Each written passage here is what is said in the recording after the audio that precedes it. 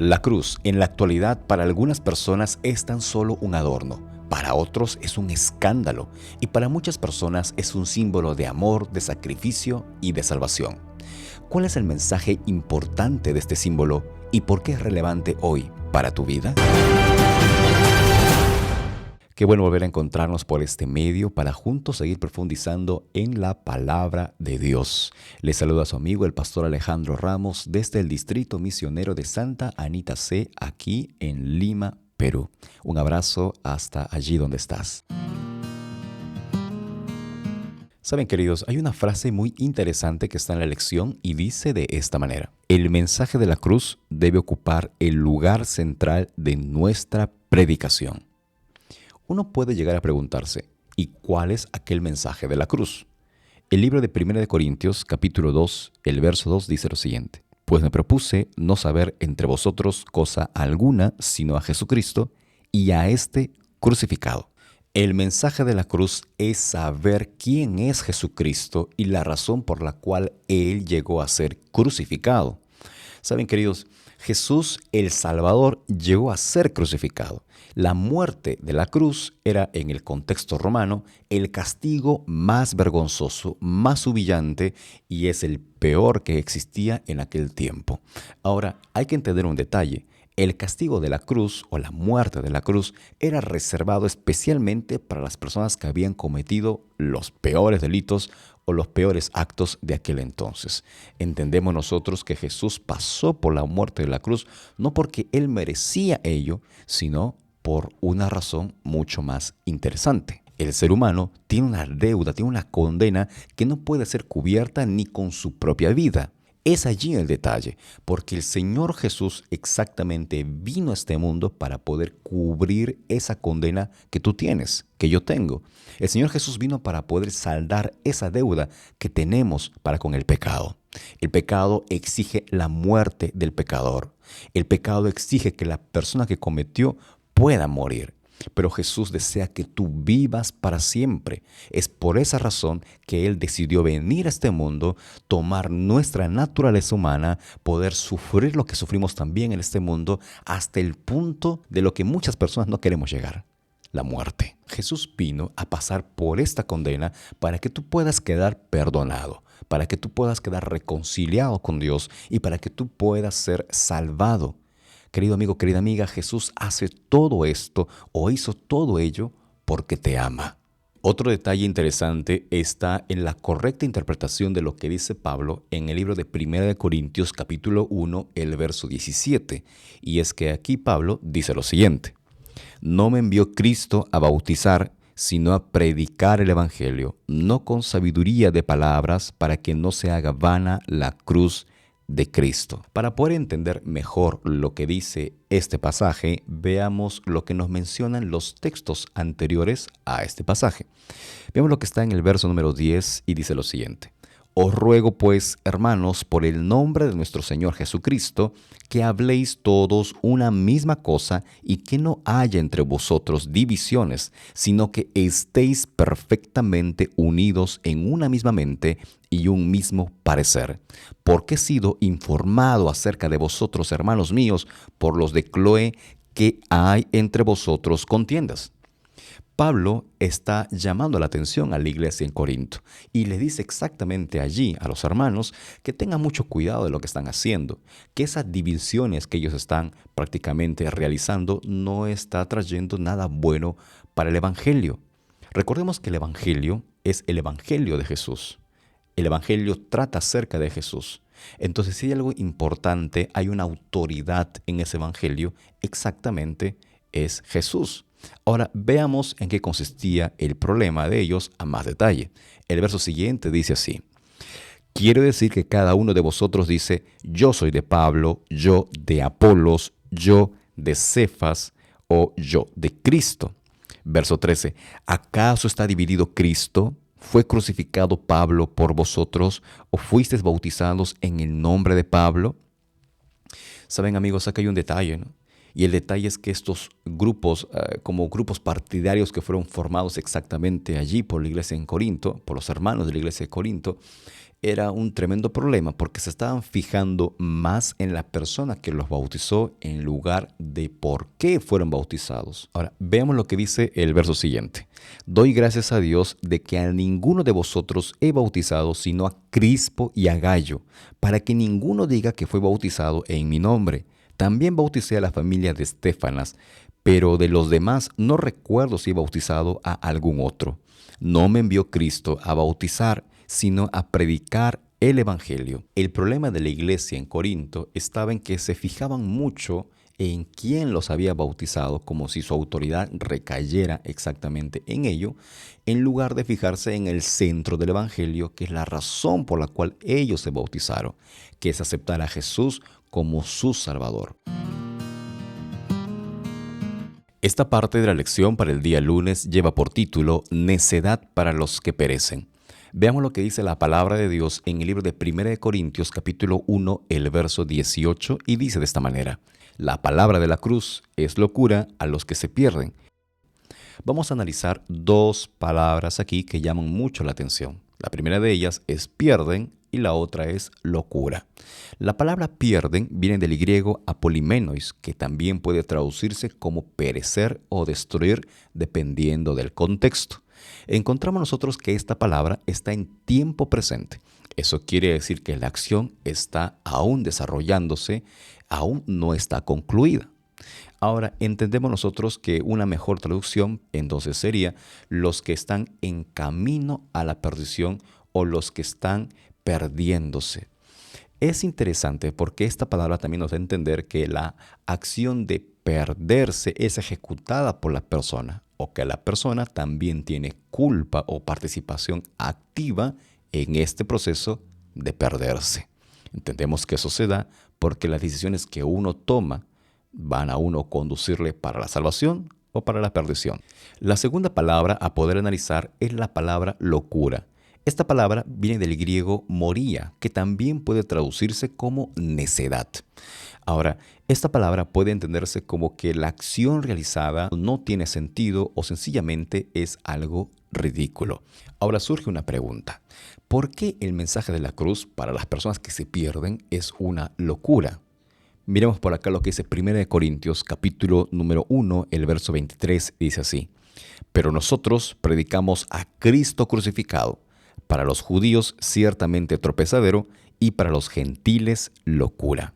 Para un judío, el mensaje o el evangelio de que el Mesías murió era una tremenda piedra en el zapato, porque estaba allí incomodando las expectativas que tenían ellos acerca del Mesías. Según el entendimiento que tenían en ese entonces, o la comprensión que tenían, era que el Mesías debería haber venido a poder libertarlos de los romanos y no venir a morir con la peor muerte que tenían los romanos. Filipenses 2:8 dice así: Mas aún hallándose en la condición de hombre, se humilló a sí mismo, haciéndose obediente hasta la muerte y muerte de cruz. Ahora, dejando a un costado a los judíos, encontramos a los gentiles.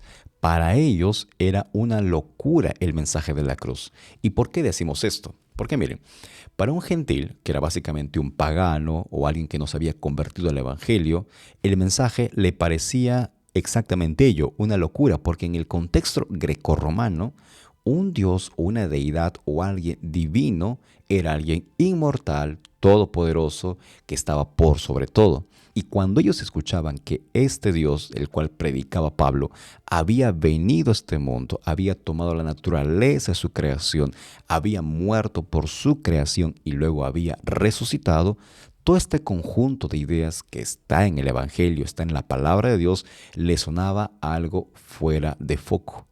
Le sonaba una locura o algo completamente absurdo o ridículo. En ese sentido, Pablo menciona este pasaje. Esta parte de la lección para el día martes lleva por título Poder para quienes están siendo salvados.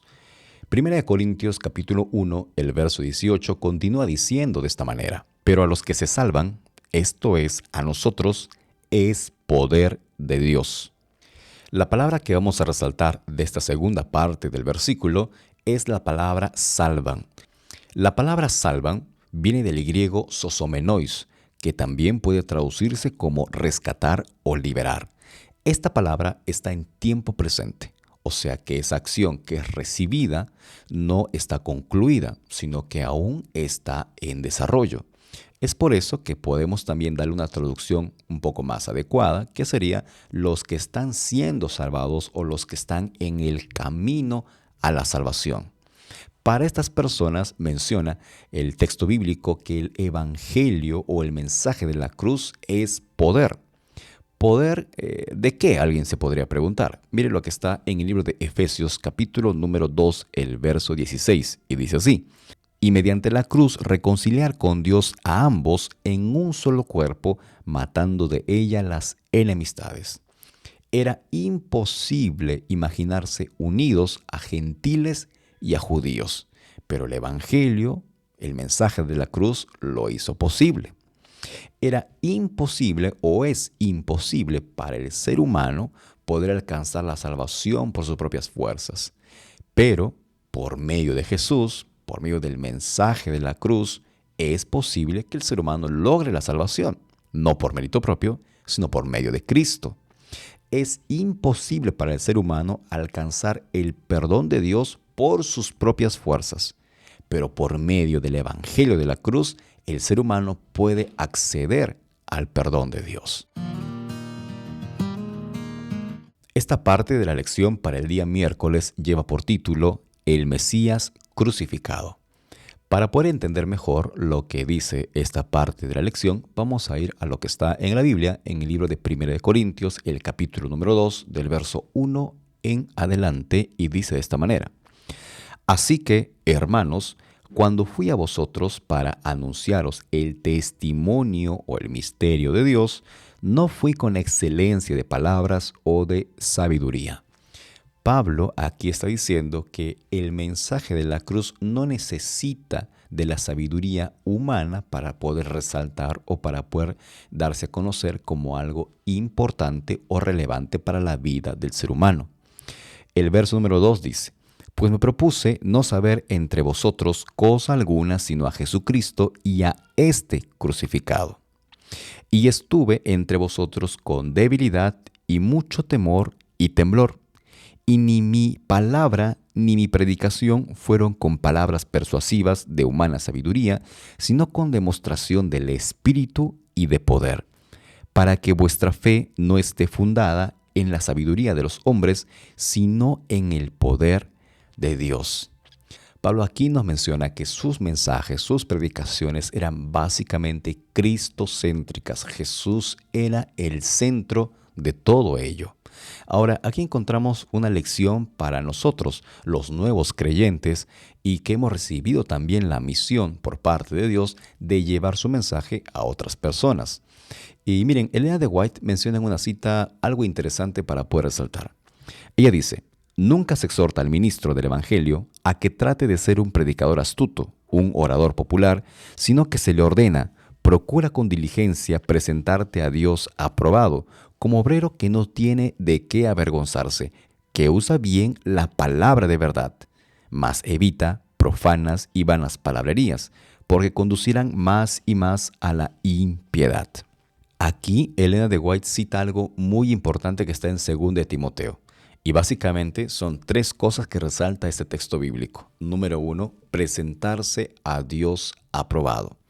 Esta parte es muy importante porque el predicador o la persona que desea tener éxito al momento de llevar el mensaje de Jesús debe procurar tener una identidad cristiana no solo delante de la gente, sino para con uno mismo delante de Dios. Uno debe buscar primero agradar a Dios antes que a los hombres. La segunda cosa aquí importante es que la cita dice que esta persona que comparte el Evangelio debe procurar no tener algo de qué avergonzarse. En otras palabras, vive el Evangelio. Aquello que predica es exactamente aquello que también vive. Y la tercera parte que aquí se menciona es que debe usar bien la palabra de verdad. Aquí está la invitación a que toda persona que desea anunciar el Evangelio debe conocer las Escrituras y debe lógicamente manejarlas de la manera correcta, interpretarlas de la manera correcta. Queridos amigos, si queremos tener éxito en la predicación del Evangelio, exaltemos a Cristo y sigamos estos consejos que están en la palabra de Dios. Esta parte de la lección para el día jueves lleva por título Cristo, poder y sabiduría de Dios. ¿Te has preguntado por qué se menciona que Cristo es poder de Dios y que Cristo es sabiduría de Dios? Bueno, recordemos este detalle. Cristo es sabiduría de Dios porque a través de la vida de Jesucristo se logró conocer la solución más sabia, más perfecta para el ser humano, que básicamente fue entregar la vida de Cristo como rescate para que todo aquel que crea en Él no se pierda, sino que tenga vida eterna. Ahora, ¿por qué se dice que Cristo es poder de Dios? Porque a través de Jesucristo se ejecutó lo que el poder del hombre no podía darle solución por sus propias fuerzas, lo cual es el perdón, la redención, la salvación. Una de las lecciones más humillantes para el ser humano es lograr entender que la sabiduría humana es básicamente vanidad, porque a través de ella no se puede llegar a conocer a Dios en su plenitud. Veamos lo que dice el libro de Romanos, capítulo 1, el verso 22 y 23. Pretendiendo ser sabios, se hicieron necios y cambiaron la gloria de Dios incorruptible por imágenes de hombres corruptibles, de aves, de cuadrúpedos y de reptiles. Saben, amigos, podemos intentar querer conocer a Dios a través de la sabiduría humana, pero al momento de ello nos va a llevar a cosas que en la historia de la humanidad están muy claras. Ver a la creación como si fuera un ser divino, desviar la atención de uno a adorar algo de lo que no se debería adorar. Entonces, cuando el ser humano se basa básicamente en el yo, en la opinión personal para querer conocer las cosas de Dios, va a terminar perdiéndose. Es por eso que otro pasaje también menciona que hay camino que al hombre le parece derecho, pero su fin es sencillamente camino de muerte. Ahora, yo también podría mencionar algo así, ¿no? Que hay camino que al ser humano le puede parecer necedad, pero si ese camino es lo que Dios señala, en ese camino hay mucha más sabiduría que en lo que puede creer correcto el ser humano. Amigos queridos, si tú quieres conocer de Dios, quieres conocer la voluntad de Dios para tu vida, Pablo nos invita a ir a las Escrituras. Pablo nos invita a conocer del Jesús que está en la Biblia. Pablo nos invita a poder acercarnos a Dios y ver lo que Él puede llegar también a hacer en nuestra vida y lograr lo que nosotros no podemos con nuestras propias fuerzas. Ahí donde estás, permíteme hacer una oración contigo. Padre amado que estás en el cielo, queremos conocerte, queremos saber de ti, queremos saber tu voluntad para nuestra vida, queremos tomar decisiones más correctas conforme a tu agrado, por lo cual queremos suplicar tu dirección, tu apoyo, Señor, que así como protegiste, que así como guiaste a Pablo, también puedas protegernos de los engaños de este mundo, también puedas ayudarnos a conocer tu voluntad correcta a través de la Biblia y podamos así también saber más de ti, conforme a lo que tú deseas que podamos conocer a través de tu palabra. Bendice a cada uno de nosotros, son favores que te suplicamos en el nombre de Jesús. Amén.